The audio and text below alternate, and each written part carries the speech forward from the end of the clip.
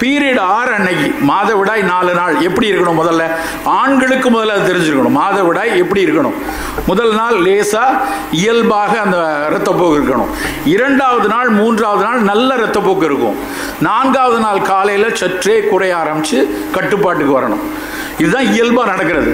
ஆனால் ஒருவேளை அதிக இரத்தப்போக்கு இருந்துச்சு அப்படின்னா அதை உடனடியாக அந்த குழந்தைக்கு ஒரு அயற்சி இருக்கும் அப்படின்னா அந்த முதல்ல இரும்புச்சத்து நல்லா கொடுக்கறதுக்கான பழக்கம் இருக்கணும். அப்போ அந்த குழந்தைக்கு கூடுதலாக அத்திப்பழம், கூடுதலாக மாதுளம்பழச்சாறு, கூடுதலாக எள்ளில் செய்யப்பட்ட முட்டாய் இதை கொடுக்கணும். எள்ளில் இருக்கக்கூடிய இரும்பு நம்ம பலருக்கும் டக்குன்னு வரும், எள்ளு நிறைய பீடாயிருமே, எள்ளு நிறைய சூடாகுமே. அப்படி இல்லை. நம்ம மாதவிடாய் சுழற்சியில் அந்த 3-4 நாட்களுக்கு எள்ளுருண்டை, எள்ளு மிட்டாய் கொடுக்கணும். அப்போ குருதி போகிறது நல்லது.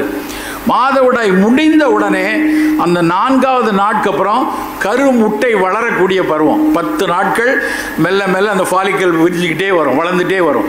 14வது நாள் அது உடைஞ்சு அதில் இருந்த கருமுட்டை அந்த கருக்குழாய் வழியாக கருப்பையை நோக்கி நகர்ந்து வரும். அதுதான் பிசியாலஜி, உடல் இயங்கியல். அப்போ அந்த மாதவிடாய் முடிஞ்சு அடுத்த 10 நாட்கள் பெண்களுக்கு பெண் குழந்தைகளுக்கு ரொம்ப ரொம்ப முக்கியமான நாள். அந்த 10 நாட்கள் உளுந்து கொடுக்க வேண்டும் நண்பர்களே. உளுந்து கொடுக்கணும். எப்படி கொடுக்கறது? எப்படி வேணாலும் கொடுங்க. உளுந்த கஞ்சி, உளுந்த வடை, உளுந்து தோசை, கருப்பு உளுந்த நல்லா பொடி பண்ணி வறுத்து வச்சு மாவை வச்சு வேறு ஏதாவது பலகாரம் செய்கிறோமா கொடுக்கலாம். அப்போ அந்த பீரியடு 4 நாள் எள்ளு, அப்புறம் 5வது நாள்லேருந்து 15வது நாள் வரைக்கும் உளுந்து நல்ல புரதமும் கூட, அதை நிறைய எடுத்துக்கணும்.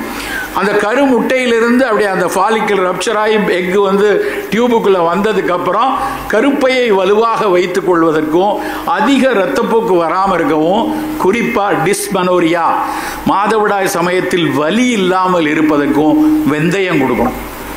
அந்த 15லிருந்து அடுத்த 28வது நாள் வரைக்கும் வெந்தய பொடியை ஏதாவது ஒரு வகையில் வறுத்து பொடி பண்ணி வச்சுக்கோங்க, இல்லை ஊற வச்சு கொடுங்க, இல்லை முளைகட்டி வச்சு கொடுங்க. வெந்தயம் மனசில் எடுத்துகிட்டு போக வேண்டிய, இந்த இடத்தை விட்டு செல்லும்போது எடுத்துகிட்டு போக வேண்டியது எல்லா பெண்களுக்கும் மாதவிடாய் சமயத்தில் எள்ளு, அதுக்கப்புறம் உளுந்து, அதுக்கப்புறம் வெந்தயம், இந்த சைக்கிள் ரெகுலராக இருந்துகிட்ருக்கணும்.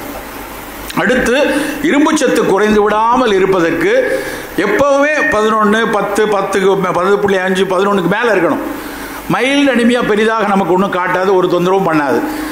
ரொம்ப கீழே 9, 8ன்னு வரும்போது தான் சோர்வு, களைப்பு எல்லாம் வரும். 7க்கு கீழே வரும்போது தான் நமக்கே குணங்கள் தெரியும். அதனால் ரொம்ப கீழே போகிற வரைக்கும் விடக்கூடாது. அவ்வப்போது சோதித்து பார்த்து கொள்ளணும் என்னுடைய அளவு எவ்வளோ இருக்குது. அப்போ அதுக்குரிய இரும்புச்சத்தை கூட்டுவதற்குரிய முருங்கைக்கீரை கொடுங்க, பேரிச்சம்பழம் கொடுங்க, அத்திப்பழம் கொடுங்க, வீர எள்ளுருண்டை, இது மாதிரி. சரி, மற்ற தானியங்களில் என்ன? தானியங்களில் கம்பு, இரும்புச்சத்து அதிகமாக இருக்கிற சிறுதானியங்களில் நம்பர் 1 கம்பு தான்.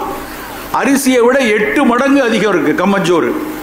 அது வாரத்துக்கு 2 நாளாவது கம்பஞ்சோறு கொடுக்கலாம், கம்பங்கூழ் கொடுக்கலாம். இப்போ வெயில் காலம் வருது, நல்ல மோர் விட்டு கம்பங்கூழ் வச்சு நல்ல சிறிய வெங்காயத்தை வெட்டி போட்டு அந்த கம்பங்கூழை நம்ம வீட்டில் கொடுத்து கொண்டு வரோம். இதெல்லாம் இரும்பை கூட்டிக் கொண்டே வரும்.